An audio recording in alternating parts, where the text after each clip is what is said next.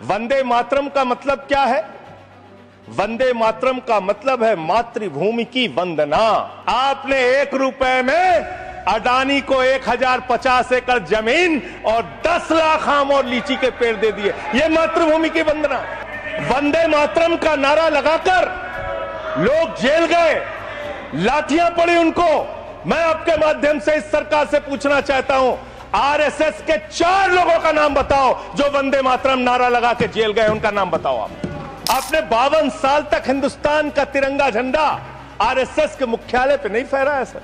जो लोग तिरंगे और राष्ट्रीय ध्वज का विरोध कर सकते हैं वो भारत माता के सच्चे सपूत नहीं हैं। आप देशभक्ति की बात कर रहे हैं, तमाम तरह के चोर होते हैं। आप लोग तो वोट चोर निकल गए हिंदुस्तान के अंदर। हमारे एक ऊर्जा मंत्री हैं, माननीय मंत्री जी AK शर्मा जी, उनके सामने व्यापारी लोग पहुंचे।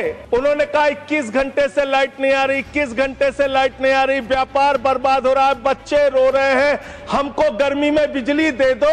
मंत्री जी ने कहा जय श्री राम, बजरंग बली की जय, और गाड़ी में बैठ के चले गए। क्या भगवान श्री राम ने आपको कहा है कि आप नाकारे और निकम्मे हो जाइए और जनता को अंधेरे में रखिए, बिजली ना दीजिए? यह क्या भगवान श्री राम ने आपको कहा है? आप इस देश का सिर्फ माहौल बिगाड़ना चाहते हैं। आप इस देश को सिर्फ नकली नारों के पीछे अपने आप को छिपाना चाहते हैं। वंदे मातरम देशभक्ति का नारा है। ऐसे में आपको लगता है कि बीजेपी और भी ज्यादा, पहले से ज्यादा ढीठ और पहले से ज्यादा, मैं कहूंगी, अहंकारी नजर आ रही है कि वो जो चाहेगी उस मुद्दे पे चर्चा होगी? इन्होंने देश की आजादी के आंदोलन में, मैं तो कहता हूं, नाखून भी नहीं कटाया अपना, और अब ये चाहते हैं कि इनको पूरा देश मान ले कि भाई ये सबसे बड़े राष्ट्रभक्त थे और इन्होंने अपनी गर्दन कटा ली देश के लिए। आप देश के राष्ट्रगान को आइटम ऑफ एंटरटेनमेंट कह रहे हैं? आपको शर्म नहीं आती? उसके बाद आप वंदे मातरम पे बहस करना चाह रहे हैं।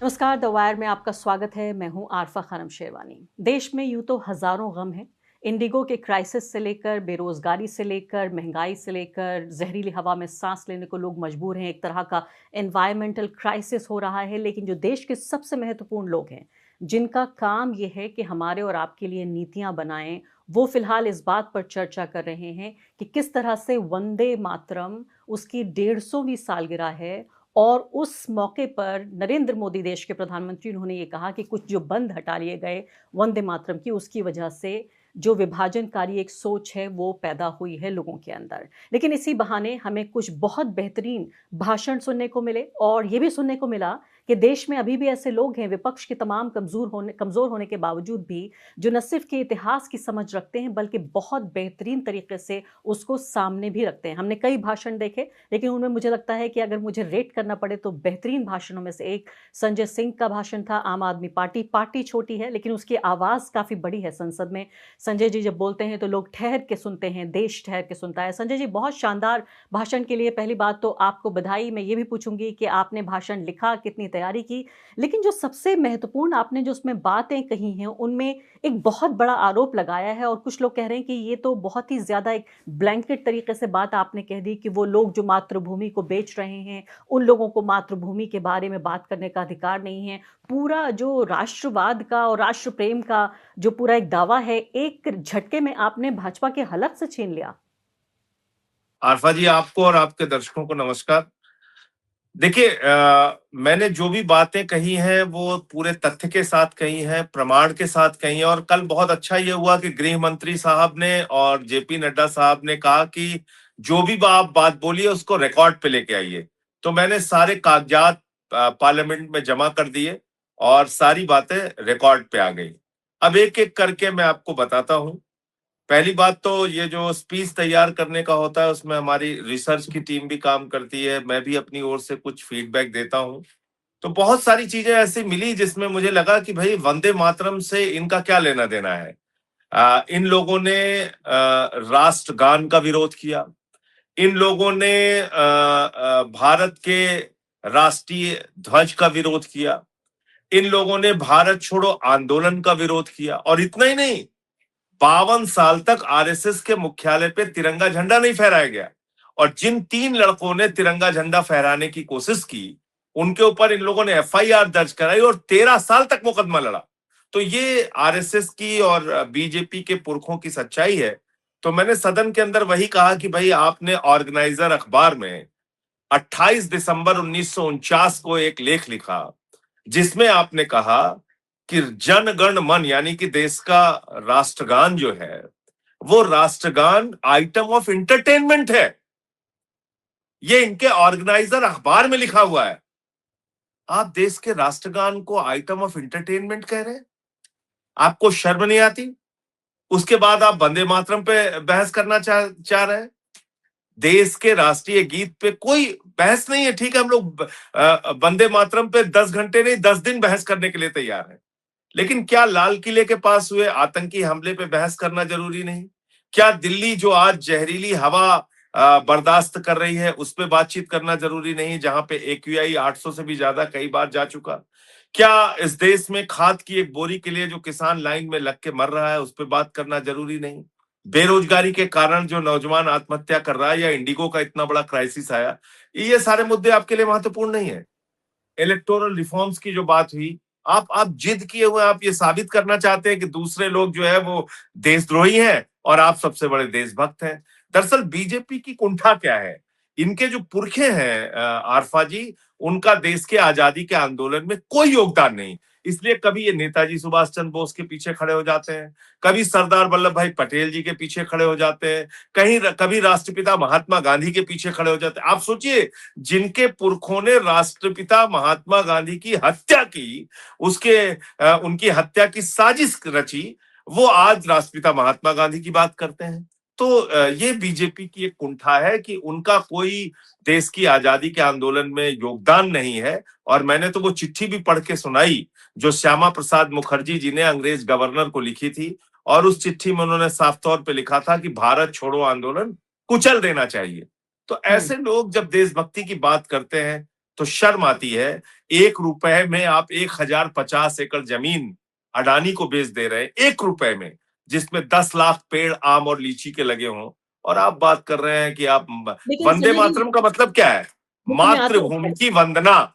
तो मातृभूमि की वंदना आप मातृभूमि को बेच के कर रहे हैं। बिल्कुल, मैं इस मुद्दे पे आती हूँ, और ये एक स्लोगन की तरह भी आपने इसको इस्तेमाल किया। मुझे नहीं पता कि ऑपोजिशन के कितने लोग हैं जो इस स्लोगन को, क्योंकि देखिए ये पूरी जो भाषा है, राजनीतिक भाषा आज के दौर में, वो एक नारेबाजी की भाषा हो गई है। अगर आप बहुत कोई बारीक नुआंस्ड पॉइंट अगर रखना चाहें तो वो शायद पूरी तरीके से मिस हो जाएगा। लेकिन ये सेशन हुआ बिहार चुनाव की बहुत ही ज़बरदस्त हार के बाद ऑपोजिशन की, और बीजेपी की, एक बार मैं फिर से कहूँगी, मोदी मोदी जिस तरह से पूरे उनके ऊपर फूलों की वर्षा हो रही है, और मोदी जो हैं वो अजेय हैं, उनको हराया नहीं जा सकता, इनविंसिबल हैं। ऐसे में आपको लगता है कि बीजेपी और भी ज़्यादा, पहले से ज़्यादा ढीठ और पहले से ज़्यादा, मैं कहूँगी, अहंकारी नज़र आ रही है कि वो जो चाहेगी उस मुद्दे पे चर्चा होगी, विपक्ष का पूरा जो विषय है उनके, या जिस मुद्दे पे वो सरकार को घेर सकते हैं, यानी 1937 की बात तो यहाँ हो रही है, लेकिन 2025 की बात नहीं हो रही है। तो ये तय करना अपने आप में ये भी तो बड़ा ही प्रॉब्लमेटिक है। देखिए ये क्यों हो रहा है आल्फा जी? इसको कभी सोचा लोगों ने? भाई हमको एक अपने उत्तर प्रदेश के ऊर्जा मंत्री का मामला याद आया। व्यापारियों ने उनको घेर लिया, उन्होंने कहा साहब 21 घंटे से लाइट नहीं आ रही है, हमारा व्यापार बर्बाद हो रहा है, हमारे बच्चे रो रहे हैं, गर्मी बहुत है, कृपा करके कुछ कीजिए, बिजली लाइए। उनका जय श्री राम, बजरंग बली की जय, और गाड़ी में बैठ के चले गए। तो क्या भैया आपको भगवान श्री राम ने कहा है कि तुम निकम्मे हो जाओ, नाकारा हो जाओ, अपनी जनता की खुशहाली की चिंता ना करो, उनको बिजली ना दो, उनको अंधेरे में रखो? ऐसा तो उन्होंने कहा नहीं। बीजेपी यही काम कर रही है, असली मुद्दों पे बातचीत ना हो, इसलिए ये ऐसे मुद्दे लेके आते हैं जिसमें दूसरों को देशद्रोही साबित करने की कोशिश करते हैं और खुद को सबसे बड़े राष्ट्रवादी और राष्ट्रभक्त साबित करने की कोशिश करते हैं। जबकि मामला कुल मिला के उल्टा है। इन्होंने देश की आजादी के आंदोलन में, मैं तो कहता हूं, नाखून भी नहीं कटाया अपना, और अब ये चाहते हैं कि इनको पूरा देश मान ले कि भाई ये सबसे बड़े राष्ट्रभक्त थे और इन्होंने अपनी गर्दन कटा ली देश के लिए। तो ये चीज, ये अपने गुनाहों, बेरोजगारी पे बात ना हो, खाद की बोरी के लिए किसान मर रहा है उस पे बात ना हो, देश में सरकारी स्कूल बंद किए जा रहे हैं उस पे बातचीत ना हो, दिल्ली में जहरीली हवा के बारे में बातचीत ना हो। तो इन तमाम समस्याओं से ध्यान हटाने का सबसे अच्छा तरीका क्या है? क्या आप कोई ऐसा मुद्दा लेके आइए जिसपे सब, अच्छा गोदी मीडिया को भी इन्हीं चीजों में मजा आता है। मैं तो पूछना चाहता हूं, मोदी जी से भी पूछना चाहता हूं और इस देश के गोदी मीडिया से पूछना चाहता हूं, लेकिन इस संजय जी, देश अगर में आप जो लोग संस्कृत नहीं जानते, जो मजदूर हैं, जो किसान हैं, जो अनपढ़ लोग हैं, जो अपने बच्चों का पेट पालने के लिए 10-10 घंटे मजदूरी करते हैं, क्या वो देशभक्त नहीं है? जिनको संस्कृत नहीं आती, जो वंदे मातरम नहीं कह सकते, वो देशभक्त नहीं है? वो तो अडानी से ज्यादा बड़े देशभक्त हैं। अडानी देश को लूट रहा है, वो देश के लिए श्रम कर रहे हैं। वो विजय माल्या से ज्यादा बड़े देशभक्त है, नीरव मोदी से ज्यादा बड़े देशभक्त है, वो ललित मोदी से ज्यादा बड़े देशभक्त है, क्योंकि ये देश की बैंकों को लूट रहे हैं और वो अपने श्रम से कमाया हुआ पैसा देश की बैंकों में जमा कर रहे हैं। तो आप ये क्या साबित करना चाहते हैं भाई? लेकिन और इसके अलावा आप कांग्रेस पार्टी से नहीं है संजय जी, लेकिन कांग्रेस सिर्फ एक पार्टी नहीं बल्कि एक सोच भी है, और साथ में ये भी ध्यान रखना पड़ेगा कि ये एक आज़ादी के आंदोलन से निकली हुई पार्टी है, और उस वक्त जाहिर है आम आदमी पार्टी भी नहीं हुआ करती थी। तो ये भी समझना जरूरी है कि जिस पॉलिटिकल पार्टी ने, जिसको सबसे बड़ी राष्ट्रवादी पार्टी होनी चाहिए, वो कहीं ना कहीं उसके प्लैंक जमीन उसके नीचे से निकाल ली गई है, और वो लोग चाहे संघ के लोग हों या भाजपा के लोग हों जिन्होंने मनोरंजन उसको कहा, कैसे वो सबसे बड़े राष्ट्रवादी बन गए? कैसे हो पा रहा है ये? राष्ट्रगान को इन्होंने आइटम ऑफ मनोरंजन कहा, जनगण मन को इन्होंने आइटम ऑफ एंटरटेनमेंट कहा। लेकिन ये हुआ इसलिए कि देखिए, लोकतंत्र के अंदर पक्ष भी है और विपक्ष भी है। आपकी ताकत भले कम हो सकती है, लेकिन आवाज उठाने का काम निरंतर जारी रखना होगा, आपको बोलना होगा। आप ये कल्पना कीजिए कि 190 साल तक इस देश में अंग्रेजों का शासन रहा। उस समय शहीद आजम भगत सिंह जी तो किसी संसदीय क्षेत्र के सांसद नहीं थे। उस समय सुखदेव, राजगुरु, शहीद अशफाक उल्लाह, शहीद रोशन सिंह, शहीद राजेंद्र लहड़ी, ये जो भारत के क्रांतिकारी थे, ये तो विधायक नहीं थे कहीं के। अगर वो ये सोच लेते कि भाई जब हम विधायक सांसद बनेंगे, जब हमारे पास पर्याप्त संसाधन होंगे, तभी हम बोलेंगे। गांधी जी तो कोई केंद्रीय मंत्री नहीं थे, और बाबा साहब ने जो तालाब में पानी पीने की लड़ाई लड़ी, तो उनके पास तो कोई इतना बड़ा संसाधन नहीं था। तो आज के विपक्ष को ये सोचना चाहिए कि भले ही वो जीतते जा रहे हैं चुनाव, छोड़ दीजिए, लेकिन चुनाव जीतने का मतलब ये नहीं है कि संविधान के खिलाफ ये काम करेंगे। चुनाव जीतने का मतलब ये नहीं है कि ये दूसरे लोगों को देशद्रोही कहेंगे। चुनाव जीतने का मतलब ये नहीं है कि देश के जो बुनियादी मुद्दे हैं उससे ध्यान हटाएंगे। चुनाव जीतने का मतलब ये नहीं है कि ये तानाशाही देश के ऊपर चलाएंगे। ये चुनाव जीतने का मतलब नहीं है। तो बहुत बड़ी इसमें बात कहीं ना आपने कहीं विपक्ष को और सक्रियता के साथ अपना विरोध दर्ज कराना चाहिए और ये बताना चाहिए कि जिस सरदार वल्लभ भाई पटेल जी का आप नाम लेते हैं, मोदी जी, उन्होंने तो आरएसएस के ऊपर बैन लगाया था, और जब बैन हटाया था तो उन्होंने एक शर्त रखी थी कि आप इस देश के राष्ट्रीय ध्वज को अपना ध्वज मानेंगे। इसका मतलब आप देश के तिरंगे को भी अपना झंडा नहीं मानते थे। यह साबित होता है। इनकी शाखा में आपने कभी तिरंगा झंडा नहीं देखा होगा, इनके गान में कभी आपने वंदे मातरम नहीं सुना होगा। तो अब ऐसे लोग अगर फर्जी राष्ट्रवाद की बात करते हैं, तो उनकी बात को हम जैसे लोग तो नहीं सुन सकते, क्योंकि संजय हमने जी, तो सड़क की भी लड़ाई लड़ी और सदन की भी लड़ाई लड़ी। आपने बहुत ही शानदार बात कही है, और मुझे इस बात को लेकर एक तरह से वो दर्शक खासकर जो कि विपक्ष के वोटर रहे हैं, वो ये समझ रहे थे कि शायद बिहार के चुनाव के बाद डीमोरलाइज्ड हो जाएगा, एक तरह से मैं कहूंगी हौसला टूट जाएगा विपक्ष का। लेकिन आपकी भाषा से तो इस तरह का एहसास नहीं हो रहा है कि चुनाव जीतने का मतलब ये नहीं है कि पूरा एक जो राष्ट्रीय विमर्श है उस पर भाजपा का कब्जा हो जाएगा। लेकिन प्लान क्या है आपका? भी देखिए, आज की तारीख में भी मैंने कहा कि जो बहुत ही अर्जेंट और इमरजेंसी वाले इश्यूज हैं जिनको आज टैकल करना जरूरी है, उस पर 10-10 घंटे, दूसरे मुद्दों पर 100 साल से ज्यादा पुराने मुद्दों पर, 150 साल पुराने मुद्दे पर बातचीत हो रही है, और राष्ट्रभक्ति का, देशभक्ति का इम्तिहान लिया जा रहा है। वो भी विपक्ष से लिया जा रहा है, भारत के मुसलमानों से लिया जा रहा है, ईसाइयों से लिया जा रहा है, और वो लोग जिनकी आज़ादी की लड़ाई में कोई भाग नहीं लिया उन्होंने, उनको जो है सीधे तौर पे फ्री पास मिल रहा है। ऐसे में विपक्ष के पास संसद में तो ऑप्शन कम है, लेकिन सड़क पर क्या ऑप्शन है आपके पास? कि सड़क पर ही ज्यादा ऑप्शन है। संसद में भी ऑप्शन है, सड़क पे भी ऑप्शन है। डॉक्टर लोहिया ने कहा था सड़क खामोश हो जाएगी तो संसद आवारा हो जाएगी। तो सड़क को जिंदा रखना होगा और सदन को भी जिंदा रखना होगा। सदन में आप अपने जो जनता के मुद्दे हैं उसको मजबूती से उठाइए, जिससे लोगों तक आपकी बात पहुंचे, नंबर 1। और नंबर 2, सड़क पर जनता के मुद्दों के लिए आंदोलन कीजिए, जिससे सरकार निरंकुश ना होने पाए। भाई, इस देश में 75 में आपातकाल लगा, उसके खिलाफ लड़े ना लोग, जेल गए ना, उसके बाद आपातकाल खत्म हुआ। तो अगर आज मोदी की तानाशाही से लोग परेशान हैं, तो उसके लिए लड़ना पड़ेगा, आवाज उठानी पड़ेगी। लड़ाई आपकी लंबी हो सकती है, हो सकता है आपको कुछ मुकदमे झेलने पड़े, हो सकता है आपको जेल जाना पड़े, हो सकता है आपके पीछे ईडी सीबीआई छोड़ दी जाए, हो सकता है आपको तमाम दुश्वारियों का सामना करना पड़े, लेकिन इसका मतलब ये नहीं कि आप खामोश हो जाएंगे, चुपचाप घर में बैठ जाएंगे। फिर आपकी देशभक्ति कहां है? फिर आपकी देश के प्रति जिम्मेदारी कहां है? फिर तो आप भी सिर्फ इस ताक में है कि भाई जब चुनाव जीतेंगे तभी कुछ करेंगे। तो इस देश में जो किसान यूनियन है, जो किसानों के लिए लड़ते हैं, जो मजदूर संगठन है, जो मजदूरों के लिए लड़ते हैं, तो वो सब सारे संगठन को बंद कर देना चाहिए, क्योंकि वो बेचारे तो एमपी विधायक है नहीं, वो तो लड़ रहे हैं ना अपने हक के लिए। सही बात। संजय ये जो जी, एक छात्र बात संगठन है, तमाम छात्र संगठन विश्वविद्यालयों में लड़ रहे हैं। आप बताइए, मैं इलाहाबाद विश्वविद्यालय में गया था आरफा जी, वहां पे फैज अहमद फैज की स्मृति में बच्चे कार्यक्रम करना चाहते थे, इसकी एक एप्लीकेशन उन्होंने लगाई, इसके कारण से उनको सस्पेंड कर दिया गया। अब फैज अहमद फैज जो पाकिस्तान की तानाशाही के खिलाफ लड़ते थे, उनकी याद में एक कार्यक्रम अगर कोई हिंदुस्तान में करना चाहे जो जो पाकिस्तान की तानाशाही के खिलाफ लड़ते थे, तो आप बच्चों को सस्पेंड कर दे रहे हैं। इसका मतलब आप तानाशाही का समर्थन करते हैं, आप पाकिस्तान की भी तानाशाही का समर्थन करते हैं।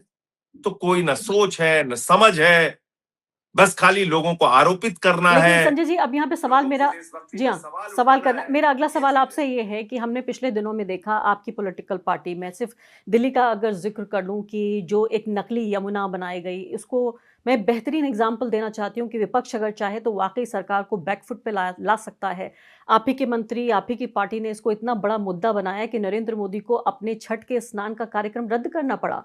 लेकिन ये उसी छोटी तरह, घटना नहीं है, नहीं मैं कह रही हूँ उसी तरह की पहल, नहीं ये बड़ी घटना है, लेकिन मेरा सवाल पूरा, ये आपने जो बात कही, यही इस बात का उदाहरण है, जो इससे पहले आपने सवाल पूछा था कि अगर विपक्ष सजग रहे तो फिर क्या मजाल है सरकार की जबरदस्ती कर लेंगे। सौरभ भारद्वाज जी पार्टी के प्रदेश अध्यक्ष हैं, वो मौके पे गए, उन्होंने दूर से वीडियो बनाया, क्योंकि वहां जाने के लिए भी इजाजत नहीं थी, और वो वीडियो घर घर पहुंच गया, वो वीडियो एक एक मोबाइल में पहुंच गया, वो वीडियो मजबूरी में जो गोदी मीडिया के लोग हैं उनको भी दिखाना पड़ा, और जो गुणगान करने के लिए, मैं नाम नहीं लूंगा उन चैनलों का, जो गुणगान करने के लिए रेखा गुप्ता को लेके वहां पहुंचे थे कि अरे रे आपने तो बड़ा स्वच्छ कर दिया यमुना, आपने बिल्कुल क्रांति ला दी, वो सारे इंटरव्यू बंद हो गए। सिर्फ एक सौरभ भारद्वाज के, आप कह लीजिए उसको स्टिंग ऑपरेशन कह लीजिए या जो भी आप कह लीजिए, उनके खुलासे से सबके सब बैकफुट पे चले गए। तो इसका मतलब वो इम्पैक्ट की पॉलिटिक्स थी, नहीं बिल्कुल सही बात, लेकिन वही मैं कह रही हूँ, वो ऐसी पहल और एक ऐसी कोशिश हमें बाकी मुद्दों पर नहीं दिख रही है। जैसे कि इस वक्त प्रदूषण का जो मसला है वो एक नेशनल इमरजेंसी होना चाहिए। दिल्ली शहर एक मरता हुआ शहर बन चुका है, लेकिन मैं ये देख रही हूँ कि जो पहल इस यमुना के मुद्दे पर देखी गई, उस तरह से पोल्यूशन के मुद्दे पर आपकी पार्टी उस तरह से देखिए, हमारी पार्टी, आरफा जी, हमारी पार्टी ने बुलडोजर के सवाल पे जंतर मंतर पे धरना किया, आंदोलन किया, पॉल्यूशन के सवाल को हम लोग लगातार उठा रहे हैं, यमुना के सवाल को हमने उठाया, हमने बच्चों की फीस 80% दिल्ली में बढ़ाई गई उसका सवाल उठाया, बिजली कटौती का सवाल उठाया, मोहल्ला क्लिनिक बंद किए जाने का सवाल उठाया। तो 10 महीने में इन्होंने दिल्ली का तो बेड़ा गर्क कर दिया। आज दिल्ली दुनिया का सबसे ज्यादा प्रदूषित शहर है। तो ये श्रेय किसको जाता है? मोदी जी को, रेखा गुप्ता जी को, एलजी साहब को और इनकी एमसीडी को। तो कोई ध्यान नहीं देना है, सिर्फ लोगों को आरोपित करना है, और कोशिश इससे ज्यादा होनी चाहिए। मेरा मानना यह है कि कोशिश इससे ज्यादा होनी चाहिए। बात सही है, हाँ, लेकिन मैं आम आदमी पार्टी के तौर पे इस बात को कह सकता हूं कि हमसे जहां प्रयास होता है हम पीछे नहीं रहते, कोशिश करते हैं। मैं आपको एक छोटा सा और उदाहरण दे दूं।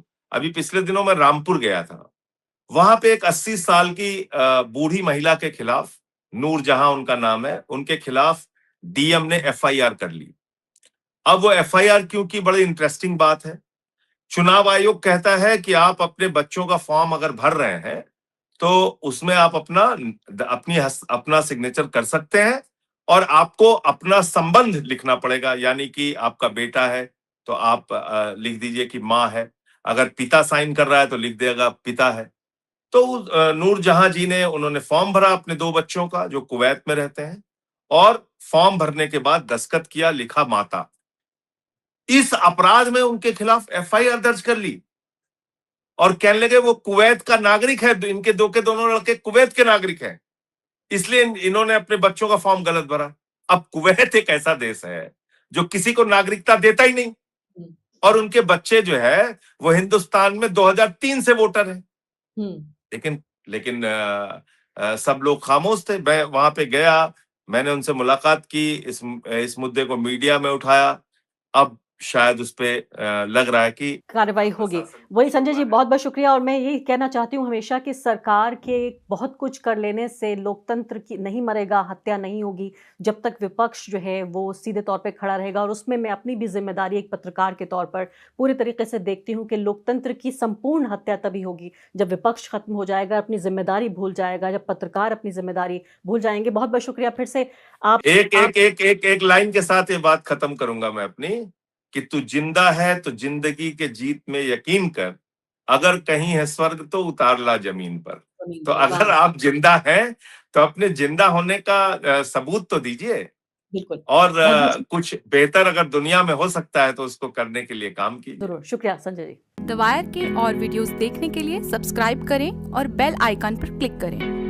स्वतंत्र पत्रकारिता की आर्थिक मदद करने के लिए डिस्क्रिप्शन में दिए गए लिंक पर जाएं और अपनी राशि चुनें।